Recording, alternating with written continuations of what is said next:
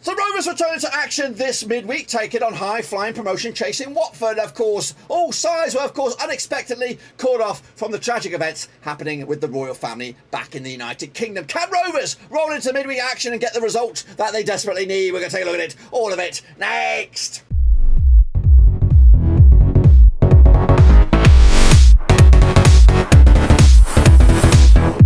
That's right, folks, bounce game with another match preview. Looking forward to Blackburn Rovers match up against Watford at Ewood Park, and we'll get to that in just one second. If you know where you've been, smash your subscribe button, bang it. All things Rovers related, Championship related, World Cup related later this year. That's right, of course, Rovers returning to action, hoping to do the unthinkable and take on a team that was, of course, in the Premier League last time around, and hopefully can get themselves at least a point in a very, very difficult match, of course. Before that, a big shout out to my sponsors, Blue Rose Capital, for this video, and of course their support for the channel as we move forward. Of course, make sure you check them out wherever they are in the world. Of course, check them all out. Much love. And of course, if you're new, check out the links down below: Twitter, Twitch, Facebook, and of course, big shout out to the patrons indeed. So yes, the Ryan Nyambe derby was postponed, and of course we'll have to wait and see whenever that is. But next up, of course, for Rovers, a return to Ewood Park and a chance maybe to get some more players back. Of course, some healthy players, perhaps Scotty Wharton, Ayala. Who else was there? Britain, of course, could feature as well.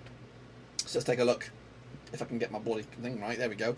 So these are the coaches, of course. Yondod Thomason, 1.66 points per game so far, up against a young guy called Rob Edwards, who did do a fantastic job with the Vegans, of course, Forest Green Rovers, and I believe he was on Rovers' books as a coach way back when. He was linked with a lot of jobs over the summer, and of course took this fantastic opportunity with Watford, which I think is a very, very ambitious and bold move from the coach. No disrespect, I think it's a great move for him. I just think it's a bit of a gamble for Watford. No disrespect. I just think they're putting a lot of hope and responsibility on a lot of characters, and of course major players that have got Premier League experience up against a young coach who's 39 years of age. I'm older than the guy. I probably could give him. I could probably breastfeed the guy. I'm that much older than the poor lad. But anyway, he's been given this mantle. Of course, taking the Hornets to potentially back to the Premier League. It's probably a cheaper option than a lot of the other ones that were touted about, but of course he started okay. Not fantastic though. When you look at the teams that got relegated, the Burnleys, the Norwiches and Watford, you would expect Watford to be up there with the players that they've got. Now they've started with a bit of a whimper. Don't get me wrong, they were in the playoff mix, as are we, but I know for sure that really the Watford fans want something more than this. So the pressure is going to be on this young guy's shoulders. Can he handle the pressure moving forward? Of course, the most valuable player still is Ismail Star. Of course, I thought he was going to be going off in the transfer window. Crystal Palace linked with him. Everton, I think, were linked with him. I think Newcastle might be linked. A lot of teams were linked with him, but he remains here, which of course is going to be an absolute nightmare for the back line for Rovers. Of course, we also have bloody Burton Diaz, of course, which is good. The problem here with this is for Watford is if they don't get promoted, you know, they're paying this guy's probably insane wages. So if they can't get promoted and they can't get him off the books, they could be in a bit of trouble moving forward. Of course, they've probably got parachute payments for a couple of years yet, but really it's quite concerning. But anyway, take a look at the value here. As you can see, Rovers' value for the squad around about 40 million compared to the 100 million of that of Watford. They've got the players. They've got an average age of 26.5 compared to our 24.4. They have more national team players than us, but we have more young players coming through the ranks. And again, they have more Johnny Foreigners than we do. Let's take a look at the recent record then, shall we? Since 2012 times they played each other. 4 wins for Rovers, 6 wins for Watford, and we've got 2 draws as well. Rovers are 33% form with them, 2 wins in the last 6. Up against the Watford side, just 1 win in 6. That's of course some fuel for the fire there for Rovers. Believe in yourselves, believe in it. They're not coming here kicking and dancing. Of course, our biggest win over them was a 3-1 win. The biggest win over us was a 4-0 win. We've scored just 18 goals compared to the 23 over the course of those 12 games. Works at around 1.50 goals a game ratio compared to the 1.92 against Watford. I tell you what though, I don't know why these guys are first, but we're going to take a look at them first anyway. Watford, the visitors here, of course, coming at you with this recent run of events. Of course, they did draw with Rotherham on the road last round. They did pick up a win over Middlesbrough at Vicarage Road. However, they did suffer defeats against QPR and MK Dons in the Calavera Cup. They could only muster a draw as well against Preston. So just 1 win of the last 6, and that was a home win against Middlesbrough. Like I said, the pressure is probably on this young gun's shoulders here, Rob Edwards. Of course, the resume heading out of this, They take on then, from here, they'll take on Tony Mowbray's boys on the 17th of September. Now, I'll say that with bated breath because those games are earmarked potentially to be cancelled once again. So their next match could actually be Stoke City at the Bet365 on the 2nd of October, of course. Meanwhile, moving forward, they'll take on Swansea at home, Blackpool on the road, and then Norwich towards the middle of October. Kicking on forward, let's take a look at the squad right here and now. It's a who's who, really, isn't it? They've got a couple of goalkeepers at the back there, but Backman seems to be the man at the back. There's Cathcart as well, Courtney House, a good option at the back. They're very, very lucky to have such quality in among the team there. Cleverly with their Chowdhury signing from Leicester City. Ken Zerma, of course, very, very decent on the left-hand side. Pedro remains, and Ishmael Sarr as well. They only lost, who else did they lose? Up there, Emmanuel Dennis. So they still got a hole. And they picked up Killian Davis as well, a player everybody was after in the transfer window as well from Villa. Of course, the key players, though, is Pedro, 7.4 average, with Backman with a 7.8. Cathcart Chowdhury make up the power 5 alongside Idu Kayemi with the chasing bloody pack. As for my starting lineup, I've gone with a 3-4-3 here, with Backman between 6, Cathcart, Caspali, Serialta, of course, the other Chilean international that will be on display this coming midweek. Sema on the left-hand side, Kamara on the right, Kayemi and Chowdhury with Pedro, Bayo scoring goals, and Sarr leading the charge. Very, very dangerous looking at attacking three there. As for the goals and the stats and all the figures, of course, Sarr's got 2 goals. Soma with 2, Bayo 2, and Junior de Jesus with also a couple of goals as well. Kamara with a couple of yellows, Chowdhury 2, Kabasi and Savalta also with a couple of yellows, with Kamara 1 red card to his name. Taking a look at the stats then, shall we? Of course, all of their 9 goals, or 7 of their 9 goals coming through open play, 2 counter-attacks, no set pieces, penalties or own goals. When they're in possession, 39% of the attack is coming down the left-hand side, 37% down the right, and the rest down the middle. As for the attacking zones, 42% down in the middle third, 32% in their own third, and 26% moving forward. As for when they're on the board, having a shot, 60% down the middle, 20% either side on the left and the right. Of course, 6% of their shots are in the 6-yard area, 58% in the 18-yard box, and 36% long-range bad boys. Let's take a look at the host then, shall we? Of course, it is Blackburn Rovers. Of course, their resume looks like this.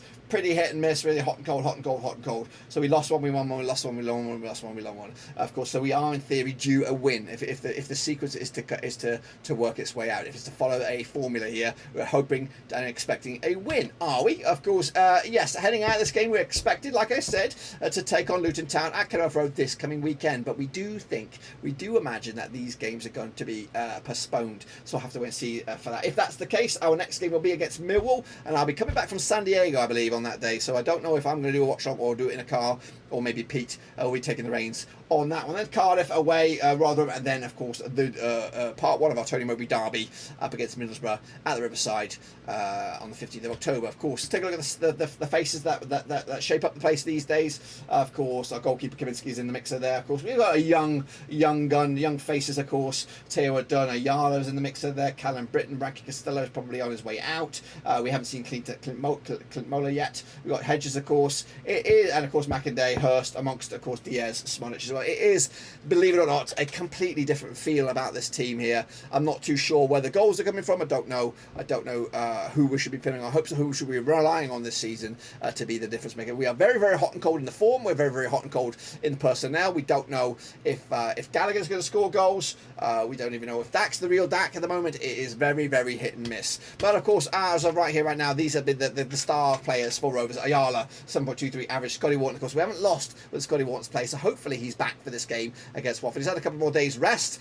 Travis up there with Wharton, of course, the other Wharton. The Kaminski's up there, of course, Hedges, Diaz, Carter, Phillips, and Tyrese, who was very, very good in his cameo in the defeat against Bristol City. This is my lineup, of course, is the lineup that I was expected against Wigan, but I'm hopeful that we've got a couple more faces to come into it. So for me, I've got Kaminski, Adun, Mola, Hyam, Carter. It was a very, very interesting kind of back four, and I think a bit of a gamble. I am a bit of a gambler on this one. Then we have Buckley, Dak, and Travis. Yep. Again, people will be saying, "Where's Morton? Where's Wharton? Where's Morton and Wharton?" This is a tough old boot. This one, you've got to give. I think you've got to play your best or your most experienced heads in this midfield. And then Diaz, Hurst starts to be, and Dolan deserves the start for me. Hedges, of course, put on the bench. Smollich on the bench. Gallagher probably on the bench, of course. That's, of course, my lineup. Let's take a look at, of course, the stats. Then, of course, Diaz got 4. Of course, he added to that tally against in that defeat. Dax got 2, Travis 2, and McIntyre's got 2. We need to see some McIntyre action. He's been I've been hyped up about him for a long time since he's been here since January. He hasn't really had a good run in the team. So, if you're listening, JDT, get him in at least a squad here so we can throw him at the Wolves or at the Hornets, should we say, as well. The yellows, Gallagher, Travis have 3, Dak 2, Ranking still has 2. He's shit. No reds so far. Goals, though, coming through open play, 7 of them, 1 set piece and 1 counter attack. No penalties and no OGs so far. Of course, as for the attacking preferences, right-hand side for Rovers compared to the left, 42% of our possession in the middle third, 35% in the defensive third, and 23%, just 23% moving forward. Of course, when we take a shot, 14% of it is down the right, 33% on the left, and 53% down the middle. And again, we're not really optimising that 6-yard area, the Bradley Dacarino zone, the Scrappy Dappy-Doo area. That's, of course, something that we need to exploit if we're going to have some success with the goals from other areas. Of course, let's take a look at the recent run of events here. Of course, back-to-back home defeats for Rovers here, losing to Stoke, losing to Bristol City, and again, we're coming at you when we were hoping to take on Wigan to maybe kind of reset the blocks a little bit. So we're coming straight back at Ewood, where we're hoping to turn those recent run of reds into a big fat hairy green. As for the flip side, Watford have yet to taste success on the road here, but they've also yet to taste failure. 4 successive draws on the road. But if I'm completely honest with you, I would take a draw right here, right now. We'll take a look at my prediction shortly. Take a look at the last 6 then between these two sides. Of course, this is both home and away. Of course, Rovers just 1 win, 3 wins for Watford, and 2 draws. Of course, we haven't won since way back in 2013. It's been nearly 10 years, guys. And of course, Jordan Rhodes was on the score sheet way back then. However, as you can see, there's a lot of goals in these games. We've seen, 4-goal thriller there, 2 4-goal thrillers, a 5-goal thriller, 6-goal thriller, and a couple of 1-0 zipperoonies there. So there's goals in this game. Of course, last 6 at Ewood Park, though, looks a little bit more promising. We've won 3, they've won 2, and there's been 1 draw. However, it's been back-to-back games without a win for Watford. However, you want to spin it another way, just 1 win in 5 for them. Of course, that was last round 3-2 win over Rovers. Rovers that included Harvey Elliott and, of course, a Diaz goal, but it wasn't good enough. None the same. Pedro Sarr and Surma remain. Of course, that was the COVID year. Nobody was in the stands here to watch that game back in February 2021. Let's take a look at the strengths then, shall we? Between these two sides heading into this, of course, Rovers' strengths create chances through balls, individual skill as well, protecting the lead. Our weaknesses, though, fouling in dangerous areas, aerial duels, defending set pieces, and counter attacks. Our style players down the left, long shots, short passes, attempting through balls often, and playing in other people's halves. Rotating the 11, of course, and allow opponents to play aggressively against us. Let's take a look at the opposition then. Of course, Watford counter attacks is their forte. Chances through individual skill, coming back from losing positions and protecting their lead. Weaknesses, avoiding offside, defending against attacks down the wings, long shots, of course, defending against through balls attacks. Their style of play, through balls often down the left hand side with width, playing very, very aggressive off the ice, playing offside trap and playing in their own half. The forecast, Watford will score from a fast break, Rovers will score from a result of a through ball, and Watford will be shown a high number of cards. Let's take a look at the teams, of course, as a whole in the Championship as we head into this game. This, of course, as it was for the preview for Wigan. Burnley leads the charge as the most possession-based side in the division. Would you Adam and Ebit? 61.4%. Then it's Norwich, then Swansea, West Brom, and then Cardiff. As for the most aggressive, Middlesbrough lead the charge there. 23 yellows and 1 red. The area duels are bossed by Wigan, 60.5% success rate there. Preston, Millwall, Watford, and then QPR. Shots per game, Norwich lead the charge, 15.8. West Brom, Sheffield United, Burnley, and then Stoke. Pass accuracy with Swansea leading the charge, 84.9. Norwich, Burnley, West Brom, and then QPR. Let's take a look at what else is going on this midweek in a very, very busy week. And of course, no games on the past weekend, and potentially no games this coming weekend as well. So Rovers take on Watford. Of course, it is on Tuesday. There will be a watch along, I imagine, but I think it's going to be Lucky Pete in the hot seat, who has played one and won one when he's been in of course, the watch along zone. So he'll be here Tuesday. I've got to confirm that with him. If not, we'll I don't know, I'll stick Luna in the hot seat and she can do it for us. Regardless of that, we've got Huddersfield against Wigan, Middlesbrough against Cardiff, Swansea against Sheffield United, Hull against Stoke, and then Preston up against Burnley, a bit of a northwest crunch clash as well. Meanwhile, Rotherham will take on Blackpool, of course, on Wednesday. Luton against Coventry, Norwich against Bristol City, Millwall against QPR, West Brom against Birmingham, a bit of a Midlands crunch clash, and then Reading up against Sunderland. But of course, the game is at Ewood Park, the game of the day, the game of the week. It could be the game of the month because, of course, this could be the last game of the month of September for Rovers and the rest of the Championship. Let's take a look at the table right here, right now. 6th place Watford take on 7th place Rovers at Ewood Park. And a win for either two sides. They could go up to 3rd in the table. In fact, Watford could go as high as 2nd in the table with a W as well. Rovers got 4 defeats to the name right now, but it's still hanging up there with the big boys. But can they hang there for another week? We'll have to wait and see. This is the journey so far. Both sides have had a good start to the campaign, but of course, in a rough patch. Probably not the greatest greatest time in the season to do so. Let's take a look at the goal scorers. Of course, Esteban leads the charge. 7 goals to his name. Stewart's up there with 5, who's injured now. I think he's out for a little bit, which of course is not good news for Mowbray and his boys. Sargent's up there with 5 as well. Diaz with 4. And Dye also with a 4. Willock, Wells, Conway, Rodriguez and Brownhill. As for the assists, Wyman, Johansson, Barcelar, Hedges and Chair up there with 4 and 3 respectively.